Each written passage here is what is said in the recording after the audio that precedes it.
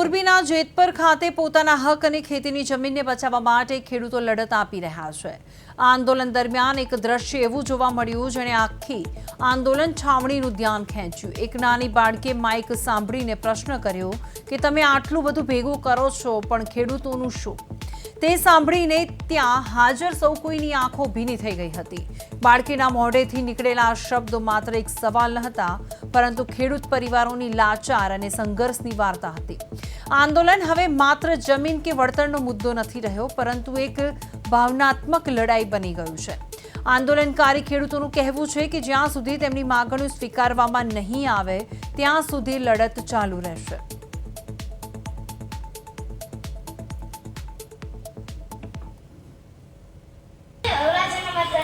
ભગવાન બે ભૂખની બારસ સદાણી હજી તારે કેટલું ભેગું કરવું છે? હવે તો ખેડૂતનું લોહી પીવાનું બંધ કર। તારાથી તો મચ્છર પણ સારા હોય છે। પોતાનું પેટ ભરાઈ જાય પછી ઉડી તો જાય છે, તારા જેમ ચોટી તો નથી રહેતા।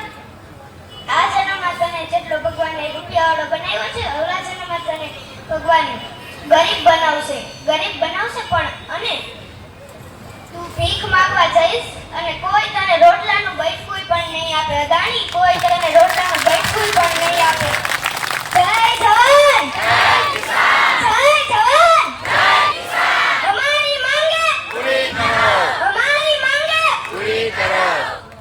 વાહ લહેર બે ભૂખની બારસ અદાણી હજી તારે કેટલું ભેગું કરવું છે?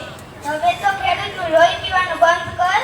તારાથી તો મચ્છર પણ સારા હોય છે। પોતાનું પેટ ભરાઈ જાય પછી ઉડી તો જાય છે, તારા જેમ ચોટી તો નથી રહેતા। આ જન્મમાં તને જેટલો ભગવાને રૂપિયાવાળો બનાવ્યો છે, અવલા જન્મમાં તને ભગવાન ગરીબ બનાવશે।